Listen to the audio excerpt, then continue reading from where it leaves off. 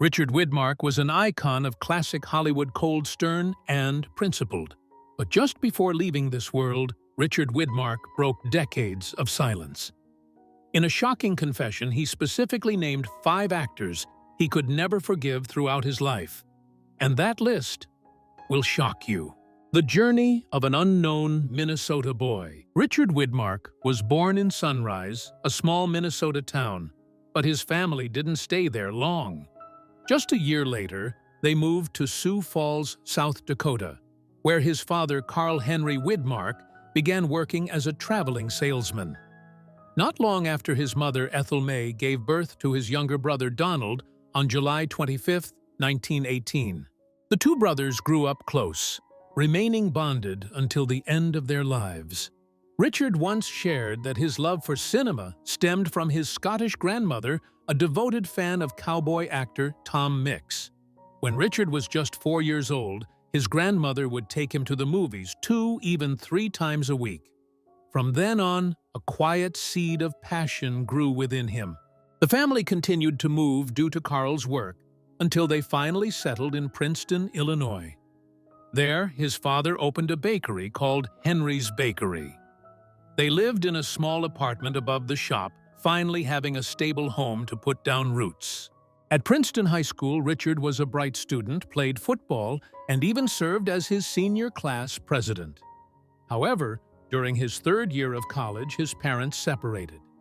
His mother, Ethel, decided to stay in Princeton to raise her 2 sons until they graduated. Richard finished high school in at 32 and earned a scholarship to Lake Forest College with plans to become a lawyer. During his studies, he continued to play football and won 3rd place in a state oratorical competition.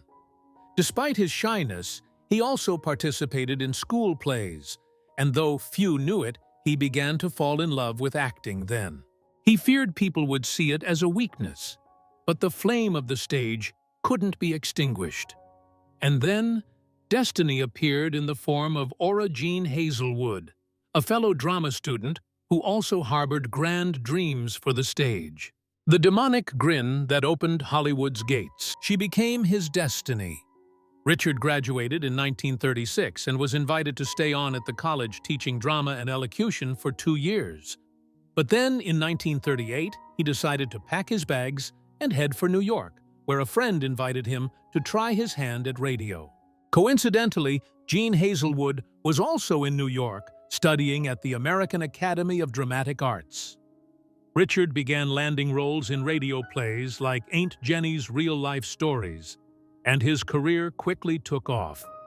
On April 5, 1942, just months after the U.S. entered World War II, Richard and Jean were married in Evanston, Illinois, the bride's hometown. Richard once confessed he had never flirted with anyone else since meeting Jean.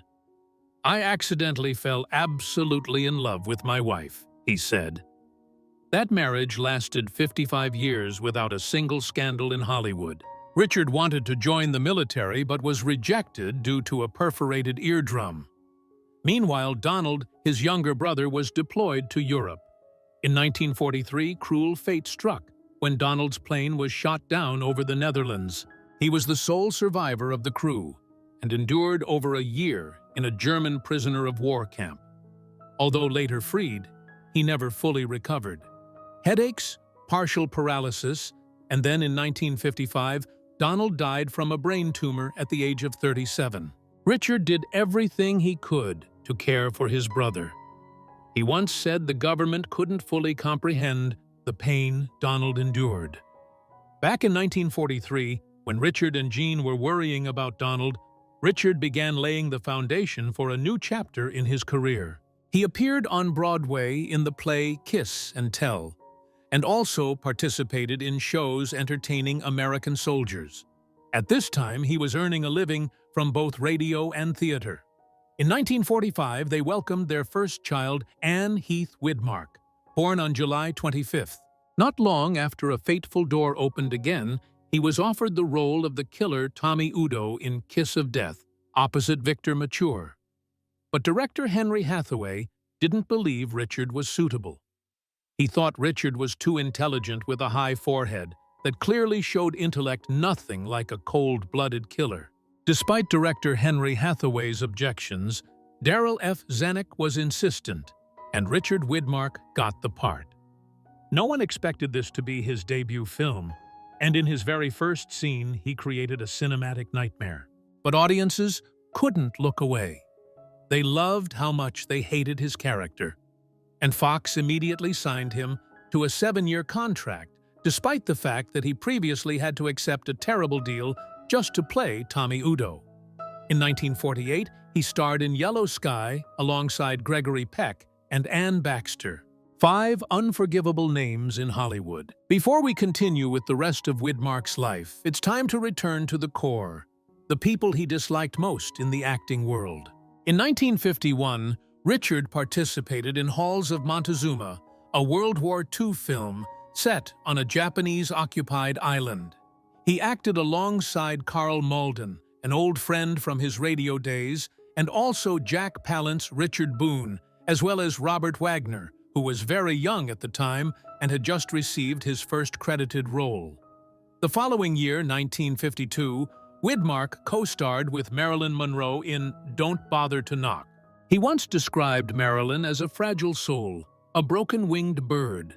She craved the spotlight, but feared the world around her. She often hid in her dressing room for hours, and when dusk fell, the entire crew patiently waited for her to emerge so they could finish the day's filming. She often forgot her lines, and during filming, you'd think, she's terrible. But when the film was edited, Marilyn appeared as beautiful as an illusion.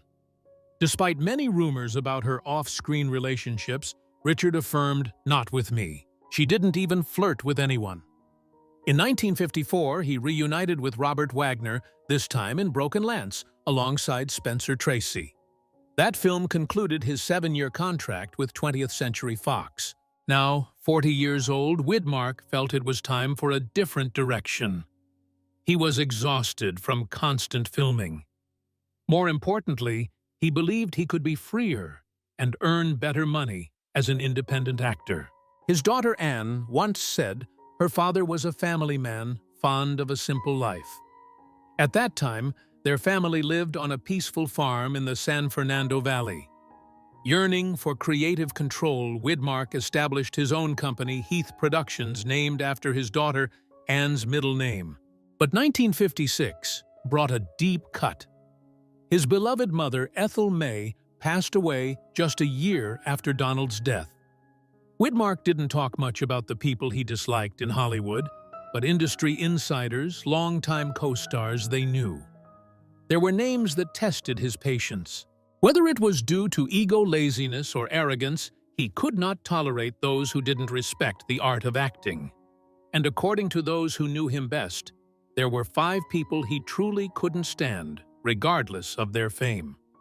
The first was Frank Sinatra. He could charm the world, but he couldn't sway Richard Widmark. They collaborated in The Detective in 1968, and it was an experience that annoyed Widmark to his core. Sinatra's sloppy attitude, frequent tardiness, and habit of performing casually without preparation all went against the iron discipline Widmark valued. Afterwards, someone in the crew made Widmark feel as if everything was just a meaningless game. For him, acting was sacred. For Sinatra, it was just another mundane chore. The second person on the list was Marlon Brando. Widmark always held conflicting emotions about Brando. He acknowledged Brando's prodigious talent, even calling him brilliant. But he couldn't stand the chaos Brando brought with his method acting.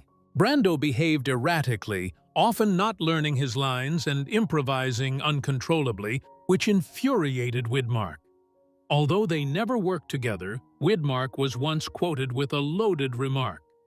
"Some people need chaos to create. I need focus." Many believed those words were a sharp jab aimed directly at Brando. The third was Tony Curtis. During the filming of The Long Ships in 1964, Widmark and Curtis shared the screen, but no friendship. Curtis was notoriously vain, spending hours grooming himself in front of a mirror rather than reading the script. To him, the film set was a fashion runway. To Widmark, it was a battleground for art. Their conflict was so palpable that the entire crew felt the chilly atmosphere. An assistant once exclaimed, "Widmark didn't hate Curtis for who he was, but for the person he pretended to be." For Widmark, Curtis focused too much on appearance, neglecting the soul of the character. The fourth, Robert Mitchum, a nonchalant individual fond of alcohol and famous for his couldn't-care-less attitude. Mitchum embodied Hollywood cool, but for Widmark, that nonchalance felt like a slap in the face to his artistic conviction.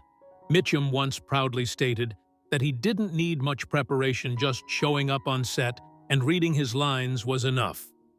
For Widmark, every role was a battle, a fight for truth. And Mitchum's phoning-it-in attitude truly angered him. Though they belonged to the same era, they were like two opposing magnetic poles. Widmark once whispered to a friend after watching Mitchum act, "You can't get to the top without sweating." And finally, the most shocking name, Kirk Douglas. Douglas and Widmark were both masculine, powerful, and fiery icons, and it was precisely this similarity that was the seed of conflict. Widmark believed Douglas always wanted to dominate the frame. His booming voice, intense expressions, and desire to overshadow every co-star were unbearable for Widmark. It was rumored that Widmark once refused to work with Douglas for a chilling reason. There's only room for one storm in a scene, and Kirk brings the whole storm. Widmark chose his own path. Despite his many dissatisfactions, Widmark always maintained a calm public demeanor. He never delved into behind-the-scenes drama or sought attention. But those close to him knew he held a standard. Actors had a responsibility to their audience, to their lines, and to each other. When someone betrayed that, whether inadvertently or intentionally, he considered it unforgivable. In 1957, he starred alongside Richard Basehart and June Lockhart in Time Limit.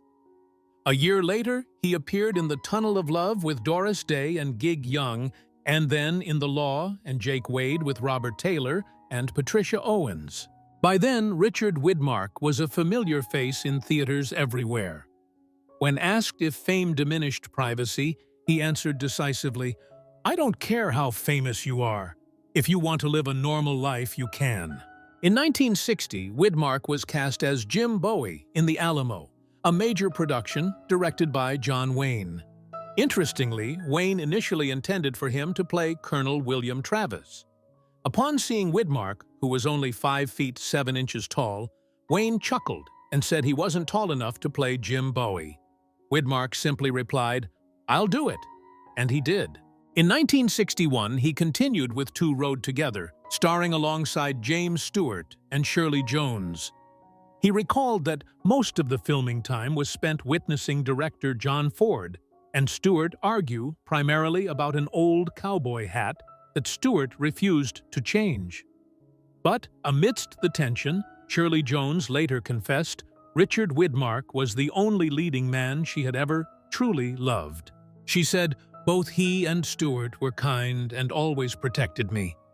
But that affection never materialized. Perhaps that's why I loved him."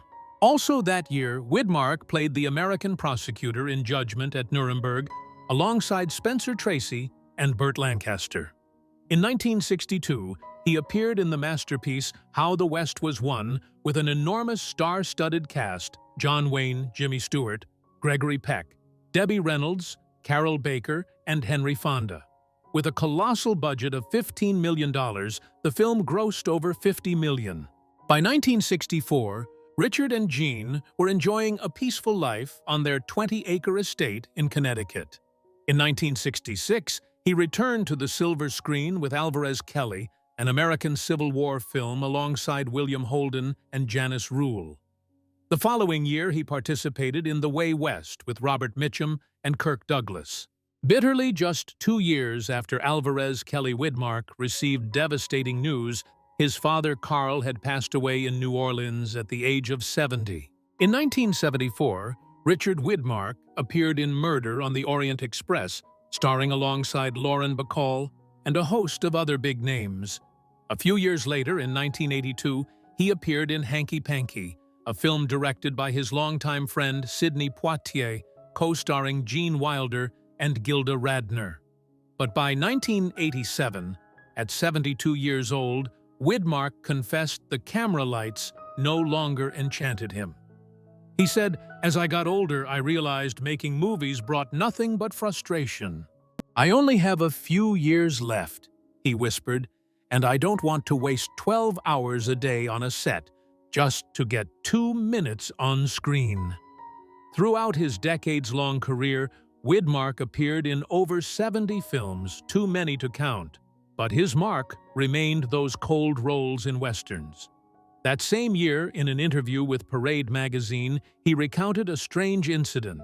Once, a woman unexpectedly approached him, slapped him across the face, and yelled that he was an SOB. Another time at a restaurant, a large man pushed him off his chair without a word.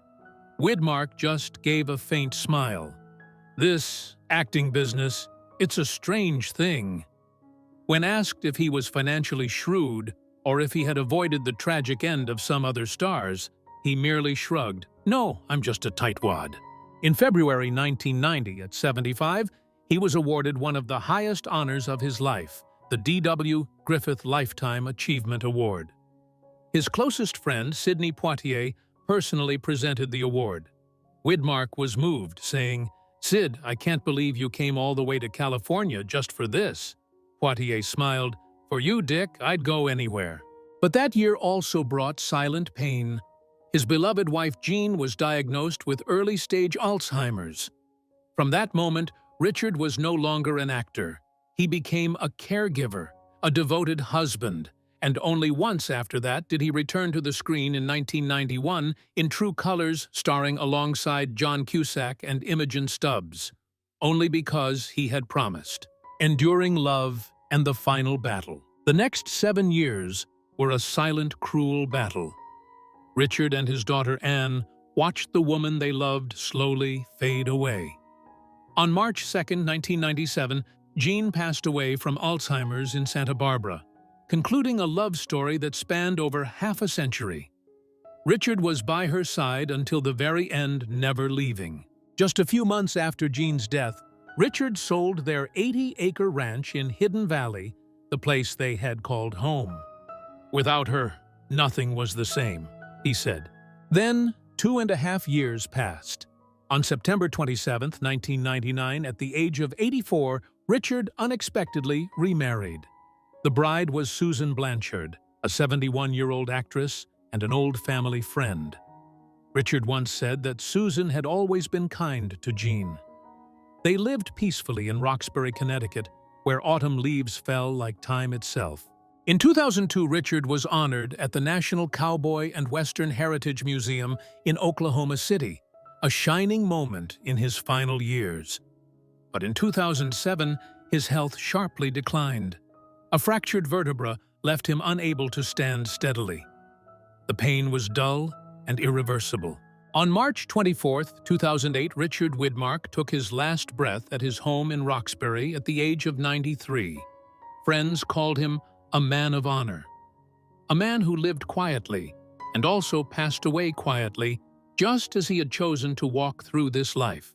If you were moved by the story of Richard Widmark, a man who lived fully with love, honor, and loyalty, hit subscribe to the channel so you don't miss other touching journeys from old Hollywood.